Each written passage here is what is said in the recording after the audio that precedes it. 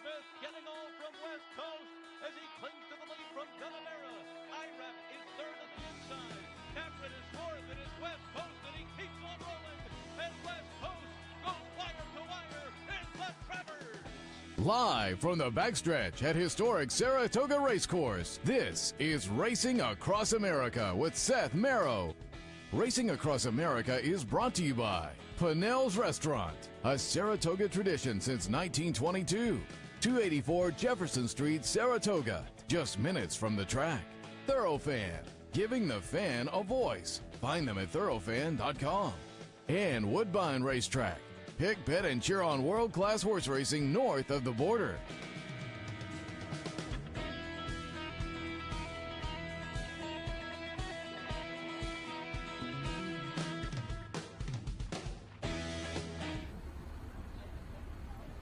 Good morning and welcome to Racing Across America on this Monday morning as we close out the Saratoga season. Should be fun. Looking forward to the next 40 or 50 minutes or so as, again, we put the exclamation point on Saratoga 2018. In a few minutes, Riley Mott will join us, son and assistant to Bill Mott. They have Mucho in the Hopeful. They also have Forge in the Bernard Baruch. Earlier, of course, this weekend, Yoshida with a nice turf to dirt move to win the Woodward, and much more. That all coming up with Riley in a few. But at the top of the show, I said earlier when I kind of prepped the show on the handicappers report, we've been cycling in some folks representing NYTHA, the New York Thoroughbred Horsemen's Association, talking about the game and how much fun it is to participate and whatnot. And this morning, one of those participants, David Greenhouse from Blue Bison Stable. Good morning. Good morning. Good to be here. Happy to have you here. And we'll talk a little bit to start out with, just on that note. We've had some of the owners in talking about how much fun it is to participate in the game. And I'll start out by asking you, how did you get into the game? I grew up in Latham, New York. So spent a lot of my evenings across the street at the Trotters. I'm right with you. It had always been a dream. My grandfather had horses. My dad had horses. Always been a dream to own horses.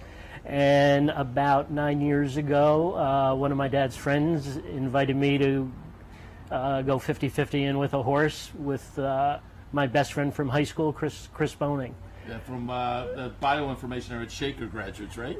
Shaker High School, home of the Blue Bison. So, how long have you owned horses? it's been 9 years now. Went to see our first filly was successful. She won some stake races. Her name's Shine Upon, Congaree, 10 starts, 5 wins. So now we're breeding her and get an offspring every year. Oh, nice. Very nice. That's got to be fun to send a homebred to the track. That is very rewarding. Yeah. That's very cool. I pulled up a couple of replays, Blue Bison runners that have interest for various reasons. And the first one I brought up because, of course, the rest of the year, when we're not up here, I'm doing the handicapping show in the afternoon. And for this horse, I handicapped it a couple of times before we had the win in April. Frau Blucher. And as I brought it up on the handicappers report, playing every time I said the name, of course, the horse whinnying from Young Frankenstein. We'll watch Frau Blucher here in April, getting the job done. She's going to be the number 3 horse. Just talk about how you came up with the name. We were stuck for a name on this horse. The colt, the sire is Lonhro, and I always like using a combination, and it's tough to use a combination with Lonhro. Gene Wilder had just passed away, and I did it as an homage to one of my favorite movies, Young Frankenstein, and Larry Colmus's call during that race was phenomenal. And for folks who don't remember, Frau Blucher, of course, Cloris Leachman, and every time her name was said during the movie, you would hear the horses whinnying in the background. As I say, when I played around with that a couple of times on the handicappers report, so I had to pull that one up when I saw, Blue Bison runner, and we'll show Frau Blucher. She unfortunately had an injury. We had to retire her. It'd be nice to breed her, and there'd be a lot of fun names too. I can't wait to see what you come up with there. That's interesting because I don't talk a lot about that. I don't know if I've ever asked an owner when they've come in here, but what is the strategy? What is the process, and how many different names do you go through when you're thinking about submitting that name to the Jockey Club? My partner Chris Bonings, I believe it's his great uncle, spends a lot of time giving us a 2-page list of names. We've had some that we've used from his list, some we've went off the board, and Frau Blucher we were stuck on. So as I say, that's a good one. I like. There was one that ran here the other day too, Floyd Unger. I like that one. It's Felix's cousin or Phil's brother from Buffalo, Floyd Unger. Every once in a while on the racetrack, there was one of those pop culture type of names that just makes me laugh, and Frau Blucher was one of them. I want to go back to one of your better horses, and this one went back a couple of years, but it was a nice stakes win, so I wanted to pull that up. It's going to be Loki's Vengeance, the number 6 horse. This was the New York Stallion Series, again, from November of 2016. And boy, this turned out to be just a really nice horse for you. Just under $600,000 in earnings, 9 wins in 30 career starts. Talk a little bit about Loki's Vengeance. Loki's a great horse. He's such a cool guy. He just returned to Linda Rice's stable. Last week was getting a rest, his summer break at Patty Hogan's farm. But I believe this was a Thunder Rumble. New York Stallion. New York Stallion would have been about 2 years ago. Yeah. And Loki is all heart. He shows up every race. He's just a working man's horse, and he keeps on going. We've taken good care of him. I think we've only got about 30 starts on him as a 7-year-old. Yeah, and as I say, that's the kind as an owner you have to want, because just under $600,000 in the bank, he goes out and gives his best every time, and pays the bills for maybe some of the other horses in the barn as well. He's paid the bills for a lot of them. Yep. The two we've looked at were downstate, and you mentioned you're a local guy. We'll talk about the various venues. First, relate Saratoga. You talked about it. I did the same thing. I kind of started over here in the summer times, going to the harness track constantly, and then kind of migrated over. And as a kid, it was tough to bet when they went downstate, but then OTB came in, and you could kind of follow, and I migrated over to the thoroughbred side of things. But talk about how Saratoga has played into your life as a horse player and horse owner. Saratoga has always been a dream. It spoils you as a racetrack fan and owner. Anywhere you go doesn't compare, is a letdown. So I hope everyone here appreciates what a phenomenal place that this is out here. Yeah, and I continue to say, it's not just the racetrack and the horse racing, which is great, but it's what happens outside the fence here at Saratoga, and that you go downtown, and hey, the guy next to you is talking about this double that he had today, or a triple he's going to play tomorrow. Makes it extra special.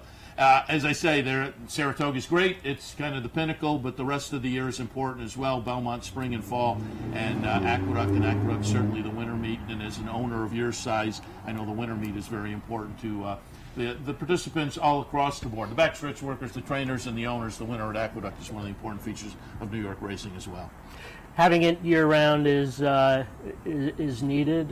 It's great for us, and it has its own charm.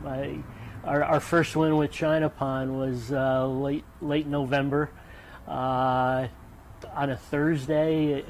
500 people there, and I've gotten to know a lot of those people, and look forward to seeing them again this summer, or this winter. Yeah, always fun to step in the winner's circle, no matter where it is. No matter where it is, no matter what track. And before we let you go, just relate. I get I can tell the enthusiasm, and from the other owners we've had in here, it's clear. But just relate to people who may be kind of sitting on the sidelines, and it happens up at Saratoga every year. People kind of get drawn into the game when they're brand new, and people who've been in the game in a while, for a while, kind of contemplate, boy, it might be fun to own a horse. So now that you're 9 years into it, relate to folks what it is like to be a horse owner. The thrill is indescribable. It's one of the coolest things I've ever done. It was nice having first horse win her first 3 races, and our first 2 starts at Saratoga were wins. That makes it a lot more fun.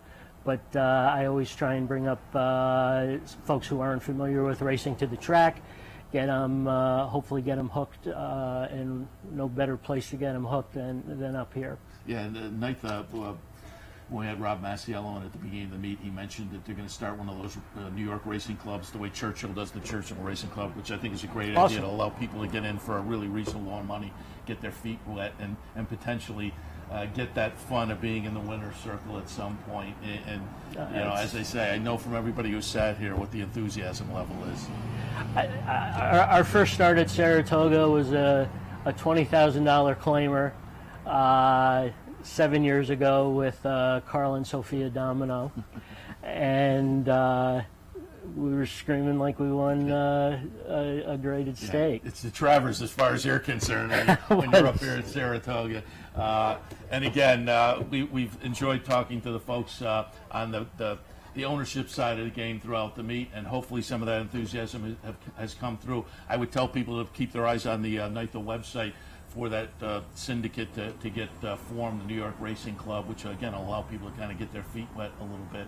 And if you were thinking about it, I hopefully have conveyed some of the enthusiasm from the owners, and just also some of the information on the New York racing scene that kind of makes it what it is. As we've kind of talked about year-round racing as we've come in here during the meet and had some of the NYTHA representatives, because obviously we're up here at Saratoga and everybody's keyed there, but it's the rest of the year that's important as well. Definitely, and it's really paying the bills for us for the rest of the year. Yeah, and that's the important part for a lot of the smaller stables. The big guys go out of town in the winter, and they can make a lot of the living they need to do in that other part of the year. So we want to convey that as well.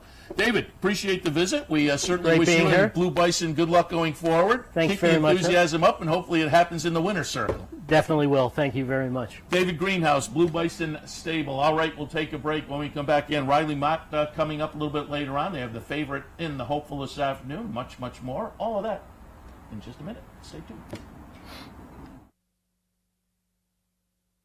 Birdstone is an outside front. They're coming down to the finish. Can Smarty Jones hold on? Here comes Birdstone. Birdstone surges past. Birdstone wins the Belmont Stakes. You know, and make better decisions, better choices, to know how to connect the dots. In horse racing, knowledge is a powerful tool, but not the only tool. Race results and replays, past performances and live streaming, wagering from all your digital devices. These too are important tools, and you'll find them all right here at Capital OTB. Capital OTB. Become a better horse player. The backstretch workers are the heart and soul of what we do. They're the backbone of the industry. People on the racetrack are very giving people. It's a very oppressive community of people helping one another. We see it all the time.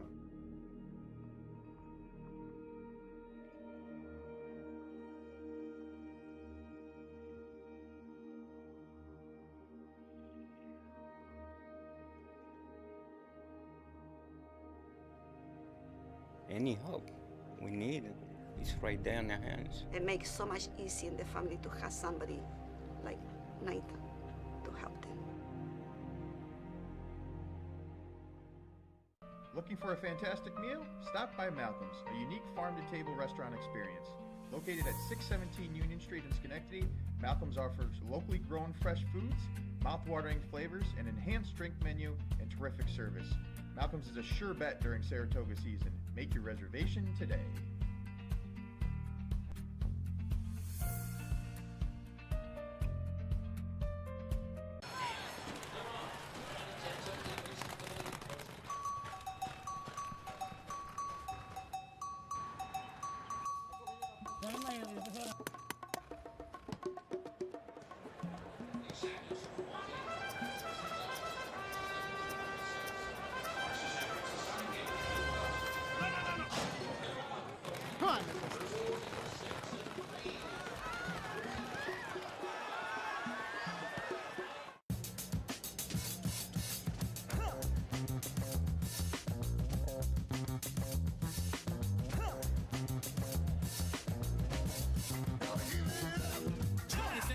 chain, lifting it up, lifting it up, lifting it up. Pin sagging, gold grills, lifting, trilling the cut, trilling the cut.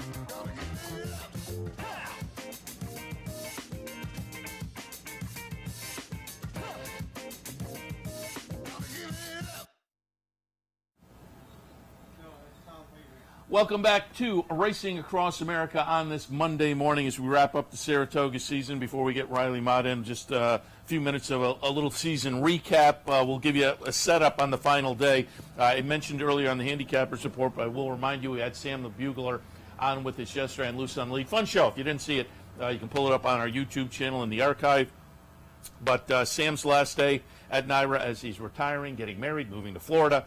But there will be a ceremony in the winner's circle at 2:40 with a race named for Sam, a little video tribute, and again, a winner's circle ceremony, 2:40 this afternoon for Sam the Bugler. So certainly stop down for that. And then at about 6 o'clock, Sam's last call to the post. The last race will go off at about 6:13. Sam will give the last call to the post at about 6 o'clock. So again, swing down to the winner's circle, 2:40 for the ceremony. 6 o'clock for the last call to the post.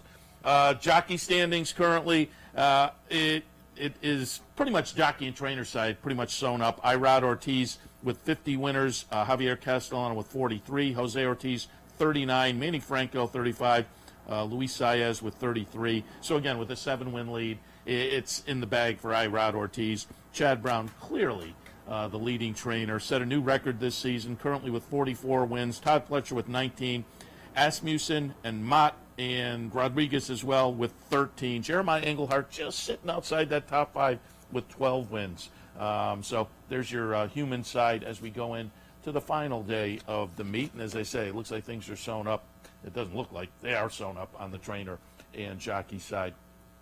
Wanted to take a look at a couple of the highlights of the meet. We watched earlier in the meet, the nice New York bred side of things with Diversify and Mind Your Biscuits running 1-2 in the Whitney. I wanted to pull that one up just again as a kind of highlight of the meet to talk about, and folding in that kind of kicked off the really fabulous 10-day period for the New York breds. They run 1-2 in the Whitney with 2 really nice performances. Diversify looking really good for Rick Violet, and Mind Your Biscuits, who was taking the test, going the 2 turns and seeing, should we kind of pursue the Breeders' Cup Classic?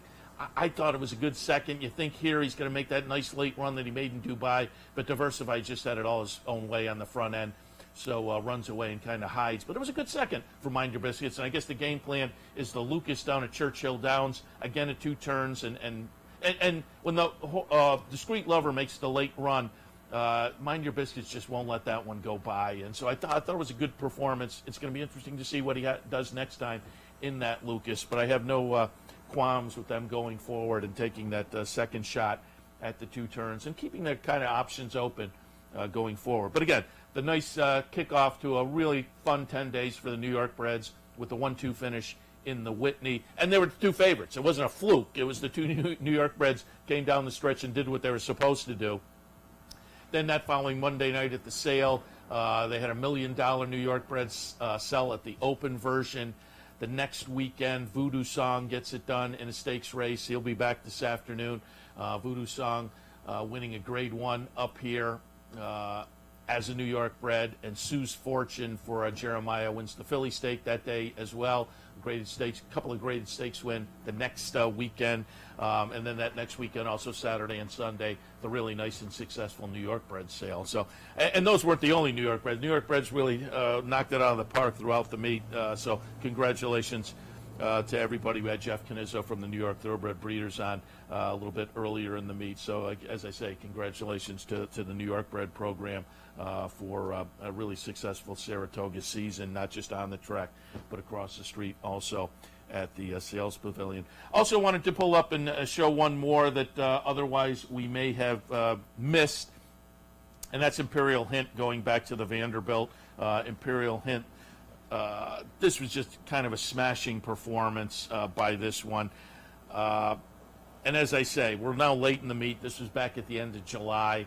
and it was a nice sprint performance that really stamped this one as one of the top sprinters in the country, one of the leaders in that division. So again, didn't want the meet to slip away, just kind of focusing on what we've seen over the last week or two with the Travers and the Woodward. Wanted to bring up one from earlier in the meet that was, as I say, just kind of a smashing victory. As you can see, Imperial Hint going to run away and hide from a nice field. So it's going to be interesting to see what his game plan will be going forward off of a big win earlier in the meet up here at Saratoga. So again, a couple of the standout stakes performances up here at Saratoga in what has been just a phenomenal meet as far as those kind of performers. I said it probably 2 weeks ago, and it's continued now since. As we get to the Breeders' Cup, as we get to the late summer, early fall, but more importantly out to the Breeders' Cup, we will see a lot of Saratoga performers heading to the Breeders' Cup with a lot of credentials and a lot of betting public interest behind them. So the Saratoga season will be prominent as we get into that fall and then Breeders' Cup season. Catholic Boy is going to be a great story to watch out of the Travers. Looks like they're going to prep for the Breeders' Cup Classic on the turf, so that just adds in a whole interesting story. All of the winners last weekend on this Travers undercard were very interesting as well. In just a couple of moments, we're going to talk a little Yoshida, putting kind of an exclamation on the last weekend with the win in the Woodward off of the turf career, trying the dirt and really just showing a real class edge this weekend in the Woodward. And as I say, we'll talk a little bit about that in just a few moments with Riley Mott. They've also got some performers this afternoon that we'll hit on as well. But it's been a fun season, and again, the winners coming out of this Saratoga Stakes schedule will be prominent throughout the rest of the year, you would have to imagine. So we had that weather situation, probably the first 4 weeks of the meet, that just had our pulling our hair out of our heads. But I think the racing overall, when we step back and look, has proven to be very, very successful, very fruitful, I think, going forward as well. As I say, these will all be prominent performers in the fall stakes races into the Breeders' Cup as well. All right, we'll take a break. When we come back, we'll touch on the last couple of stakes here at the meet. The Mott crew has Mucho in the Hopeful. They have Forge in the Bernard Baruch. They had Yoshida in the Woodward last weekend. We'll hit on that and much, much more. Stay tuned. For 4 generations, Bruce Cerrone and his family have continued the 96-year tradition of delighting their local following and faithful summer crowd with the finest authentic Italian recipes. Classic Italian dishes made with the freshest ingredients and served in a home-like setting where everyone is welcome. Some things have changed in the last 96 years, but not Pinnell's commitment to the finest in Italian cuisine. Pinnell's Italian Restaurant, a Saratoga tradition since 1922. 284 Jefferson Street, just minutes from the track.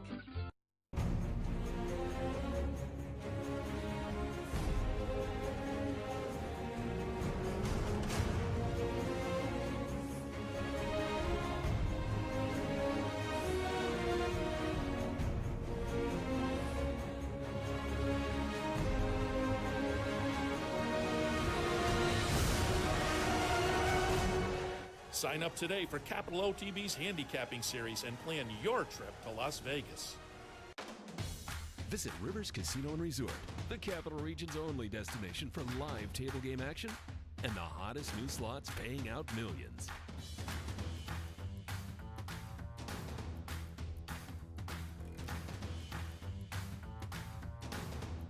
And they're off. Horse betting is now at Rivers Casino and Resort with Capital off-track betting terminals and live tellers located just off the gaming floor at Van Slyck's. Get in on all the action at Rivers Casino and Resort. Funding your Capital OTB bet account is as easy as 1, 2, 3. 1. Easy Money. Clearly the fastest and easiest method of depositing funds into your account. Make deposits or withdrawals in just minutes. 2. Green Dot Money Pack. Gives you instant access to your funds. Green Dot Money Packs are available at thousands of retailers nationwide. And 3. MasterCard Visa. Simply click on the link from the funding page, enter your account information, and fund your account. CapitalOTBBet.com. Log on today.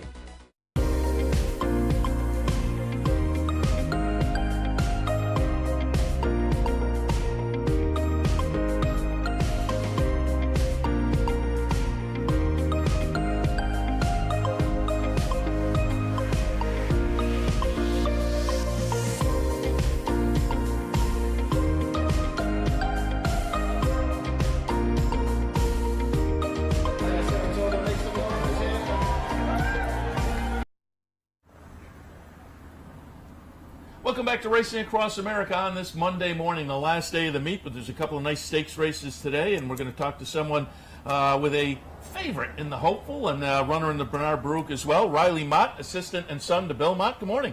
Good morning. Thanks for having me on. Happy to have you on. We've had you on the Sunday show before, and for folks who maybe missed that, why don't we fill people in again? Obviously, I always ask people how you got into the game. Pretty obvious you've been in your whole life, I'm assuming. My whole life, yeah. I was born and raised in the barn, so to speak, so here I am. Yeah, and again, assistant to your dad now. And how long have you had that title? For about 4 years now, and going through school, I'd help out in the barn, during my vacations and every chance I had. So it was just natural to move into this field. I've been asking people, trainers, that when they've stopped in, and I'll ask you as a young guy, you've only done it for a while now. Although, as I say, you've been associated pretty much your whole life, but it's a tough job. It's 24/7, 365. You have living animals, and you got to relate to owners and whatnot. And I saw you over saddling yesterday with your father and kind of talking with some of the owners and whatnot. What draws you into the game? What gets your juices flowing as being back on the training side of things? I'm just a very competitive person. I love the sport of horse racing. We're lucky enough to have a number of horses that we're entrusted with to get ready for races, and it's very fun. It's challenging. Like you said, the hours are demanding. It's a definite lifestyle that you choose, but that's what I signed up for, and I'm happy to be doing it. Will you guys keep horses up here after the meet? Do you come early and keep horses late, and do you stick around? Yes, we come up right around after Derby time, so we'll stay here through about October, and then we head down to Florida. Another question I've asked trainers up here. Obviously, you have a lot of turf horses, and turf horses you have to go over to Oklahoma. But if you're working horses on the dirt, how do you and your father decide who goes over across the street and who will work on the main track? It's up to him, really. He sort of divides it when it's time to move over to the main track. We have a division over at the harness track, so he'll divvy them up, and we sort of coordinate together who's working where, and it's a team effort on everyone's part. You have horses ever out here in Clare Court? Not so much, but mostly on the main track. Okay. Let's hit on this afternoon, because, again, you're going to step in with the likely favorite in the Hopeful, and we're going to go back and watch the August 4th Maiden Breaker. Phenomenal effort here. Number 6, Mucho, will win as the 2-1 favorite. This was start number 2, and the career debut, a second-place finish. Nice second-place finish, but as a buyer guy, the number was a little light. Jumps up 42 points buyer-wise in the race we're watching here. Were you guys expecting a performance like this after the career debut? Ever since he was on the farm as a 2-year-old in Ocala, he always identified himself as one of the nicer ones of the bunch, and we liked him going into his first race at Belmont. We told Jose to just kind of get him away clean, and if he didn't break as sharp as the others did, just sort of let him relax and try to finish up the last quarter mile going forward, as opposed to packing it in and going the other direction. So it worked out really well, even though the numbers didn't say it was that great of a race. He always looked like he was improving after that. So you never expect him to win by daylight like that, but it was nice for him to do that. As I say, the buyer jumped up significantly. It was a 90. Do you guys look at numbers, buyers, or any of the other numbers, and use that in the training calculations? For training, not so much. Just handicapping wise and seeing where your horse fits, I think it's a useful tool. We use different types of sheet numbers and things like that, but most of the time we just use our eyes and kind of place and judge the horses that way. Sure. Obviously, it's going to be a big question mark. It is at this time every year in the Hopeful. The 7 furlongs comes out of that win that we just saw going 6. The career debut was at 5.5. What do you think with the extra furlong this afternoon? Judging by the way he won his second start, I don't think the extra furlong would be to his disadvantage. He's by Blame, obviously, so that introduces a little stamina into his pedigree. And, we train the mare and the grandmother, so we're confident that it'll go on.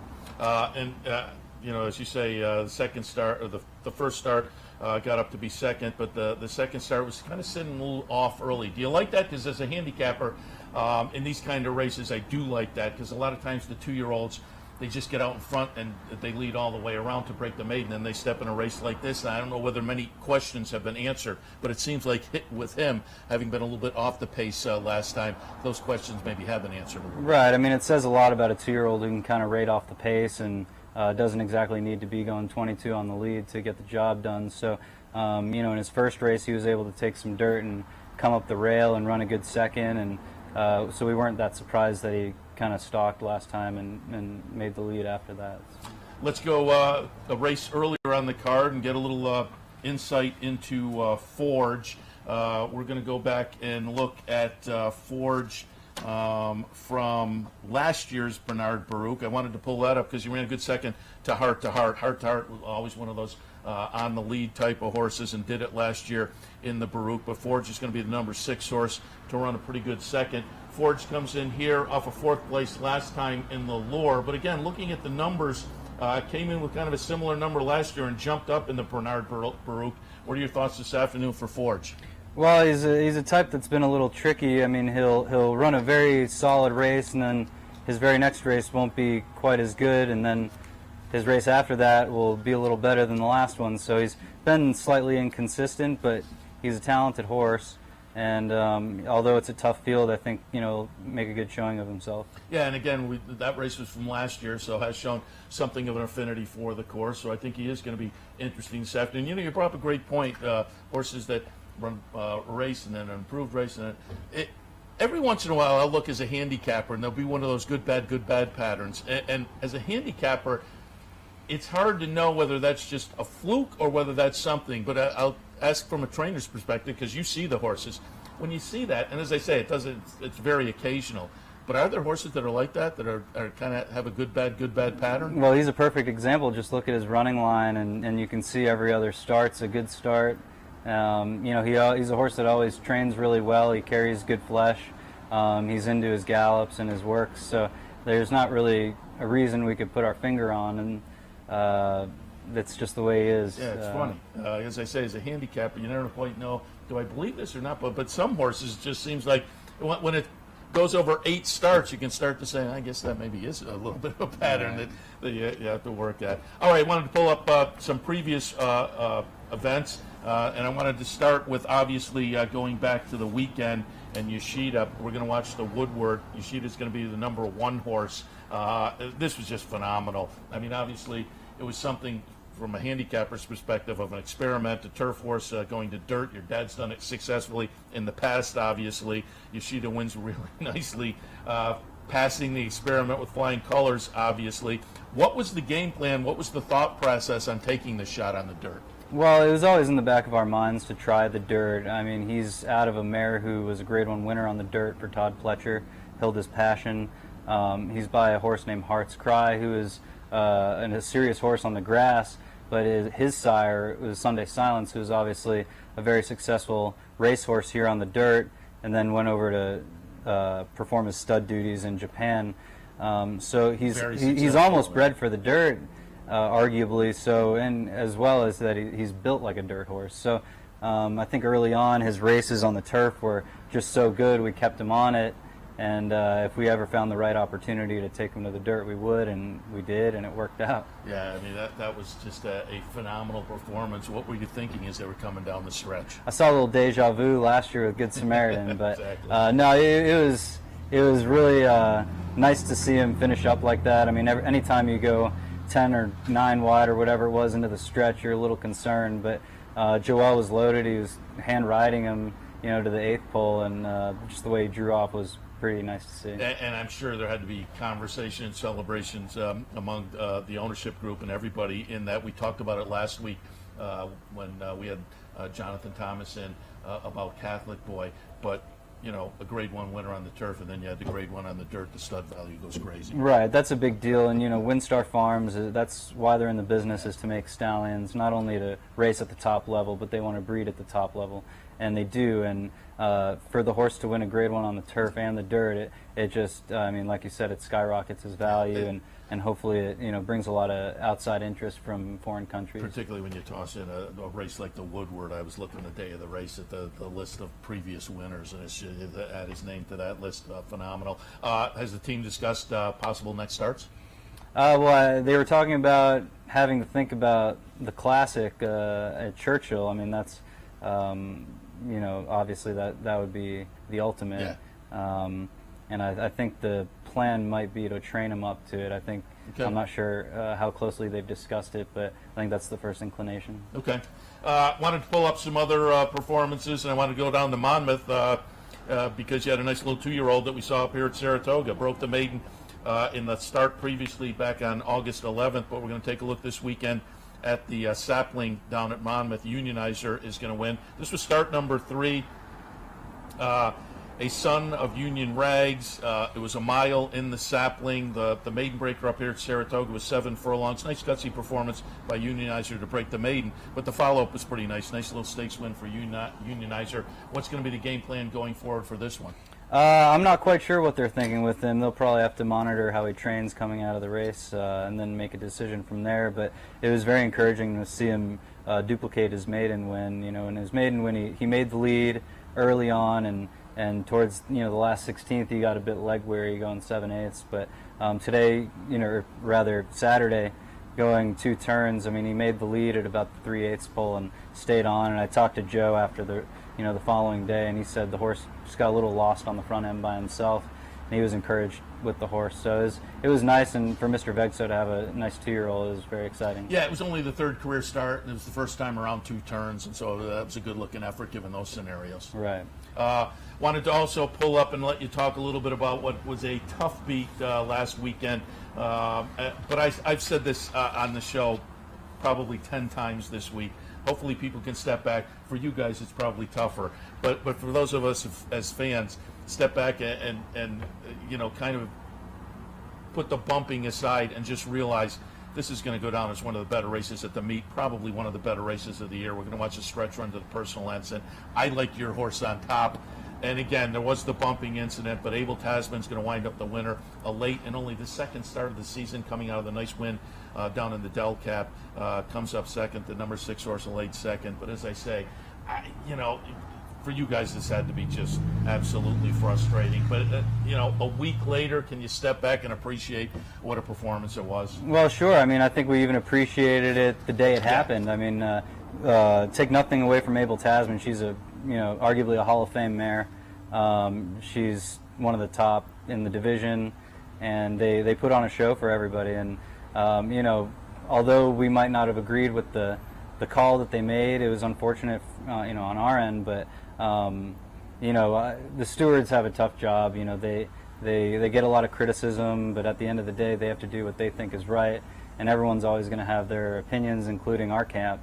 But they made what they thought was the right call, and you have to respect their decision, although we wish it went our way. Yeah, as I say, just being able to step back, though, now and look at it from a fan. It was the 2 horses you expected. They had a nice ding-dong battle down the stretch. But the intriguing part I've read since, maybe the Classic sitting out there for her. Well, I mean, even before the race the other day, after the Delaware Handicap, we were considering talking about the Breeders' Cup Classic, just given the fact that it's a 1.25 miles. Yeah. She really just starts getting going at 1 1/8 miles. So it's not that we're thinking that we're better than any of the other mares in the country. It's purely based on the distance of the Classic, and we think she's a top quality horse, male or female. That will add an interesting storyline for sure. Wanted to show a couple others. Just wanted to go back to the Sword Dancer because Channel Maker, Glorious Empire just got out on the lead and kind of loped his way around and was hard to catch in the lane. But Channel Maker, who had dead heated Glorious Empire in the previous race, the Bowling Green, winds up second in here. But I saw on Twitter, wound up with a lifetime best buyer figure. So I think you have to be happy with the performance. And what are you looking at next maybe for Channel Maker? I think the plan might be to go to the Joe Hirsch at Belmont. That's the logical place to go as a prep for hopefully the Breeders' Cup Turf. He's really put it together this summer in his last 2 starts against the winner of that race. He's been a type that's been a little bit unlucky. He's not extremely tactical. So in his other races, he was sort of a victim of the pace and whatever happens in front of him. The last 2 times Joel has ridden him, he's ridden him great, had him forwardly placed, and he's really finished up well from there. So, he's in good form, and hopefully he can continue it to Churchill Downs. as I say, lifetime best buyer figure. Have you looked at the other numbers for him, and what was the result there, if you have? I mean, he's been running good numbers and good sheet numbers the last year now, so he fits right up there with, I think, the top, long distance turf horses. As I say, buyer-wise, it was a lifetime best, so it's going to be fun to see him next down in New York. And I wanted to touch on one more before we let you go, because it's always about the 2-year-olds up here. You have Mucho today, but a nice little stakes winner earlier in the meet. A horse I liked, I tossed him out on Channel 10 in my segment as a price play potentially, and you guys came through for me with Casa Creed, the number 3 horse. It wound up to be an off-the-turf race. He had debuted right at the beginning of the meet and ran 6th. I kind of liked him that day because I really like Jimmy Creed's. I think they're win early type runners. Didn't get it done in the career debut, but in the off-the-turf event in the second start, we're going to watch number 3 Casa Creed win pretty nicely. What's the game plan going forward for this one? He's here training in Saratoga, and I don't know if there's a plan set in stone. He's doing well, and you're sort of forced to find a stakes race after you break your maiden as a 2-year-old. So hopefully there's something for him in the foreseeable future. But it was a professional win. I mean, he sat in behind the pace, and he tipped out turning for home, and won going away. So it was nice to see him do that. He always showed he could run a little bit, and I think the most fun part about it was he's owned by Lee Einsiedler, who's a very close friend of ours, and we watched the race with him up in the box area, and it was a good time. Yeah, I'm friends with Lee too. I'm glad you mentioned that because, as I say, I tossed the horse out on TV, and it was nice to see him come through and get it done. But I'll ask if you agree with me. On the sire side of things, there's a few. Violence, I like. Into Mischief, I like. Jimmy Creed, I like. Win early sires. Do you have any that jump out at you among those 3 or beyond? I mean, not really that, nothing in particular. I mean, I think you as, someone who looks for horses that'll run early on, you just want an athletic type, that's not too big for their own good. And you've seen, many sires can get horses early. So I think a lot of it's body type, and there's sires that can get all types of body types. So. Very good. Riley, we'll let you go. But again, we wish you a lot of good luck this afternoon with Mucho in the Hopeful Forge in the Bernard Baruch, and we congratulate you guys on. Really, it's a nice meet. Your dad's sitting tied for, I think, 3rd at this point up here as far as the number of wins, and with Yoshida putting kind of an exclamation point on potentially Mucho today. Really nice Saratoga meet, so we congratulate you and the whole team. Thank you very much. Riley Mott. All right, we'll take a break. When we come back, we'll wrap things up for this Saratoga season. Stay tuned.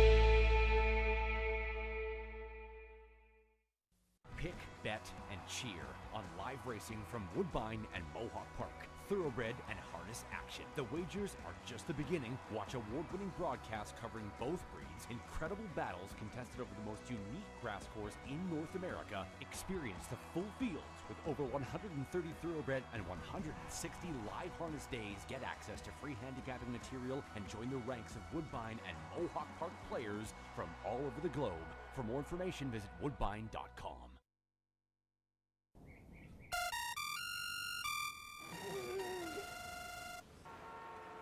Come on.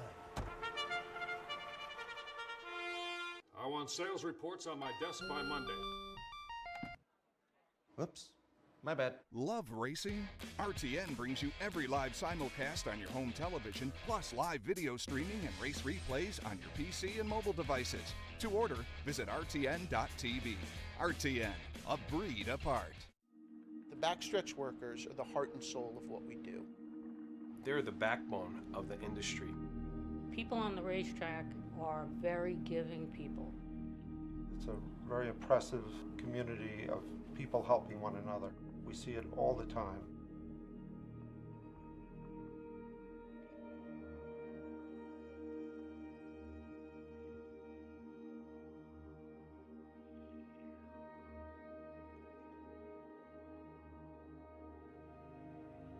Any help we need, it's right there in their hands. It makes so much easier in the family to have somebody like Nathan to help them.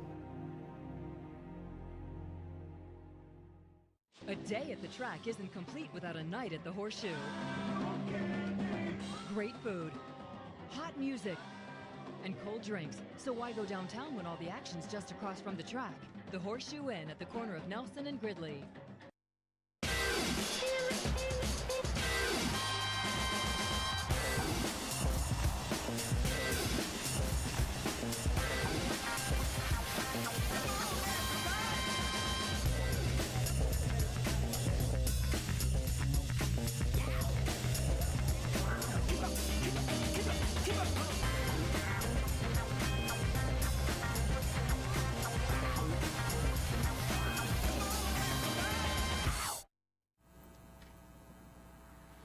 Welcome back to Racing Across America. It is Monday morning, the last day, and this is the last segment, so I'm going to wrap things up. Obviously, thank yous have to be sent out.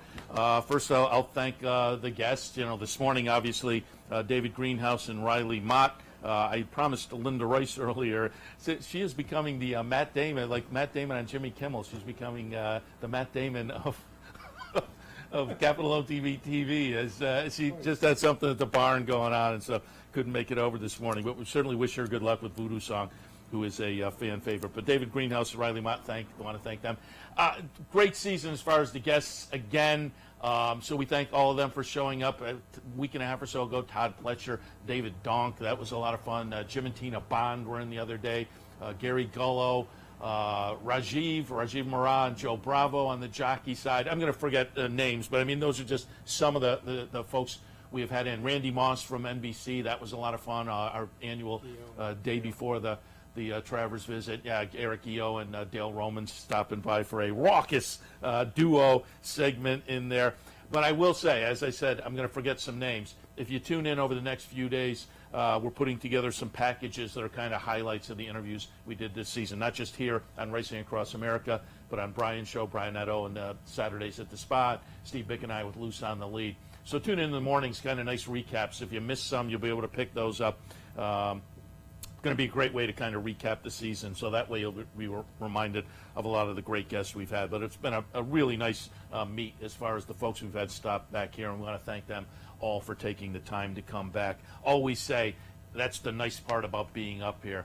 You know, most of the season we're in the studio down in Albany, and we're talking to people by phone. Here we're a golf cart ride away from the biggest names in horse racing. We take advantage of that, and it's a lot of fun. And we appreciate their taking the time to stop here. Going to thank, first of all, the folks here at Capital OTB. I'll thank the other, for myself as a viewer, because some mornings I was home early on watching, or Saturdays I would watch, but on behalf of the folks on the front side as well. I talked to a lot of people who appreciate the morning programming, so I'll thank the other folks who sat in here. Sully Crott, he was in here with me this morning handicapping. Mike Callahan has filed through as well. Anthony Mormino making a return visit. Appreciated that. Dick Powell doing the play of the day. Tom Amello all month long has been doing a blog on the website, so thanks to all those folks. Brian Netto, yeoman's work stepping into the Saturday slot for Saturdays at the Spa. Good job for Brian. Steve Bick, of course, my co-host on Sunday mornings. Appreciated. Hopefully, we got a lot of great feedback on the front side on Saturday afternoons. Steve, always a lot of fun. Of course, you can catch him all year long on the radio. And we used to do the Sunday morning show all year long, and now he's just on the road too much. But we tend to, when he goes on the road, plug him in via phone. So we'll talk to Steve plenty. Behind the scenes, Teresa Gennaro, she sat in with us doing the weekly calendar every week, but she's also a big help behind the scenes, helping us coordinate guests and making sure they come in the morning and whatnot. So, as always, a big thank you to Teresa. Down in Albany, our guys in the control room, Dina Cantonacci and Dan Hayes, appreciate it. Couldn't do what we do up here without them down there, because everything from here gets sent through the studio down in Albany. So a great job by them. Got to thank our guys up here at Saratoga. Right off the camera now, good production guy, Mick Richards, who did a lot of the commercials you saw, a lot of the pre-produced pieces. He's also putting together the shows you'll watch this week, doing the recap. So thanks to Mick Richards. Brian Dorenzo has been in the control room, in the trailer all season long. Great job there. John Signor, our president, Capital OTB president, stopped by on Friday and gave his little recap, but we thank John and the OTB board as well for kind of giving the okay every year to our coming up here and continuing this programming. Because as I say, on the front side, I certainly get a tip of the cap from people all day, every day. They appreciate the programming. And so, again, thanks to the folks higher up the chain at OTB, John Signor and the OTB board for, again, giving it the okay to come here and do the morning programming. Thanks also to the rest of the OTB staff. Too many people to mention, but there are a lot of people who play into what we do up here and what we do throughout the season for Saratoga with promos and whatnot, and what we do throughout the year as well. So thanks to all the other folks at OTB. Thanks to our sponsors. We'll pop through them quickly here. And we had a nice full set of sponsors this year. We really appreciate it. New York Thoroughbred Horsemen's Association, thank you for being on board. Breeders' Cup, Equestricon, Malcolm's Restaurant down in Schenectady. Swing by and have a meal. Say thank you to folks at Malcolm's for their sponsorship. We had Tom Herkenham from the Trackside Grill join us towards the top of the past hour. Appreciate their sponsorship. Swing by. You have one more shot before they close down for the season. Trackside Grill, just outside the clubhouse gate. Pinnell's, of course, right down the street. Longtime favorite here in Saratoga. Thorough fan, thanks to them.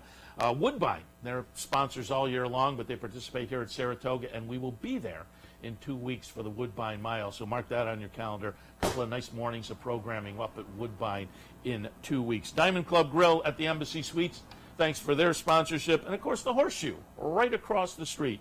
We appreciate their participation as well. And I had trouble getting stuff out the other day, too. As I said, it's winding down. Nothing is working very well. But, luckily, only a few seconds left on the show. And the last group I want to thank is you, the viewer. Because, as I say, every year up here at Saratoga, our target audience is right over there on the front side and downtown as well. And I have a multitude of people every day walk up to me and say thank you for the programming, and I accept that thanks on behalf of everybody behind the scenes as well. But I appreciate you coming up and giving us the feedback, because most of the year we're down in the studio and don't get it. But as I say, really appreciate all of you tuning in and giving us that feedback. It really means a lot to us. I will remind you one more time, though, love it if you would write in, so the folks behind the scenes can also get some of that. When folks walk up to me, I totally appreciate it. But if you want to give us a shout at viewermail@capitalotb.com or contact us via our Twitter account or our Facebook page. We would love to hear from you as well. You know, spend 30 seconds or a minute just making a note. Not just, and I'm not just saying write in with a pat on the back. As I did last year, if you have suggestions or comments, we would love to hear those. Here's what I liked about the show this year, more of that next year, or here's something that I would like to see next year that you didn't do. We would love to hear all of that as well. So give us a shout via any of those methods, viewermail@capitalotb.com or via Twitter or Facebook. And again, thanks to all of you for tuning in, because without you, it doesn't happen. And all right. Without you, it doesn't happen either.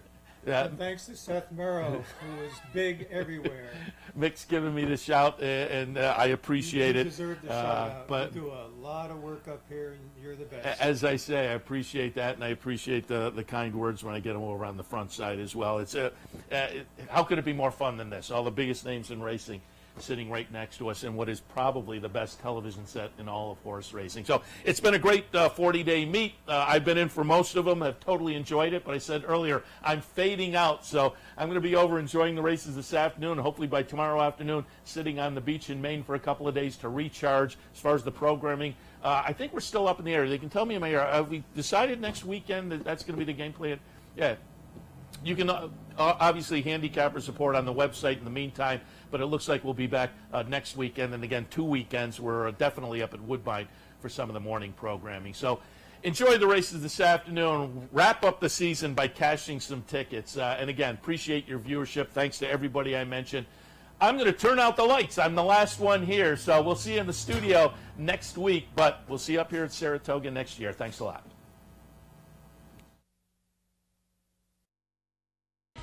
You've been watching Racing Across America with Seth Merrow. Racing Across America has been brought to you by CapitalOTBBet.com, the premier online wagering site in New York State. CapitalOTBBet.com. Sign up today. Pannell's Restaurant, a Saratoga tradition since 1922. 284 Jefferson Street, Saratoga, just minutes from the track. Thoroughfan, giving the fan a voice. Find them at thoroughfan.com. Woodbine Racetrack. Pick, bet, and cheer on world-class horse racing north of the border. And the new Capital OTB mobile app. Wager anytime, anywhere. Download it free from the iTunes Store or Google Play.